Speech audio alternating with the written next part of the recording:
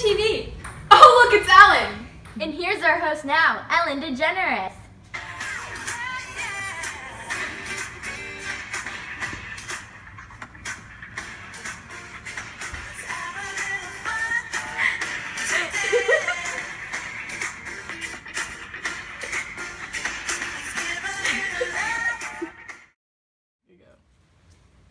Hi.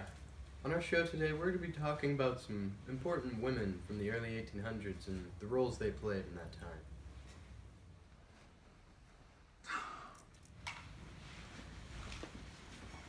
Hi, Ellen. Welcome to the show. Welcome. Ladies and gentlemen, the Grimke sisters. It's great to have you on our show. Thank you. How you guys doing? We're pretty good. How about you? I'm fantastic. So, tell me a little bit about how you guys advocated for women's rights. Well, we both wrote a lot about the movement, and I also did some work on like the abolition of slavery too, and women's rights. Very nice. Let's take a look. In 1833, the American Anti-Slavery Society was formed. Unfortunately, most of the male leaders were not for women's rights for women's participation in this movement. The Female Anti-Slavery Society was formed, and this established became criticized because of the strong opposition to female abolition societies. Angelina and Sarah were brought by the society to become the first female abolitionists in the nation. They were assigned to give lectures to women in parlors. Soon the meetings started attracting large audiences, so they moved to public auditoriums. The Grimke sisters wrote letters and documents about slavery and women's rights. That's amazing. So, what specific pieces did you guys write?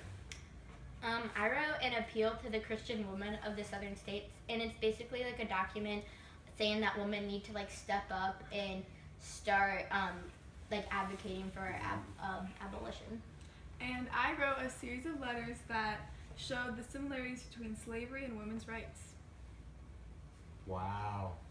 Well, it's been great having you guys. We're going to get on to our next guest. Thank thanks you for so coming. much. Thanks for having us. Yeah, thanks for coming.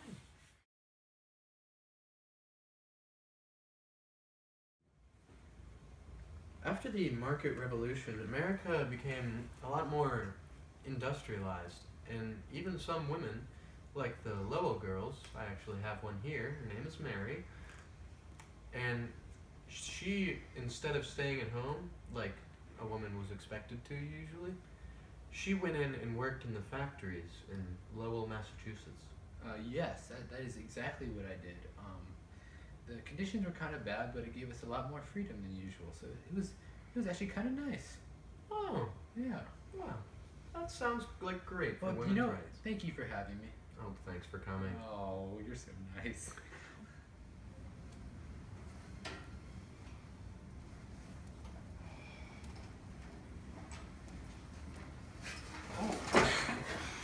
Splinter! Ow!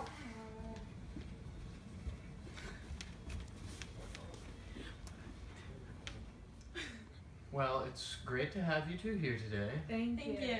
And I heard you two were involved with the Seneca Falls Convention. Tell me a little about how that came about. Well, I am a Quaker abolitionist, and I believe that everybody should be equal and that there should be no slaves. I wrote a declaration called the Declaration of Sentiments, Grievances, and Resolutions, and it echoes the Declaration of Independence and the quote, "We hold these truths to be self-evident, that all men and women are created equally."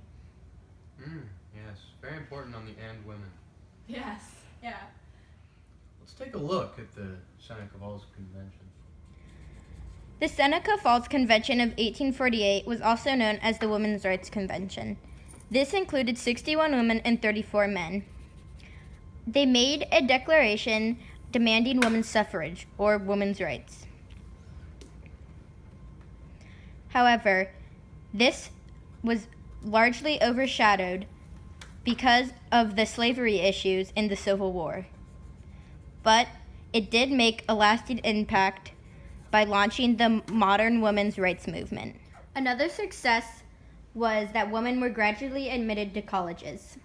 And beginning in 1839, women were allowed to own property after marriage in some states. Wow, you guys really did great things for women and women's rights. Thank you. Thank you. Well, looks like it's almost that time, but before we go, we do have one thing. We have a special giveaway for every woman in the audience. You can't quite use it now, but when we get there in 1920, all of you will get a vote.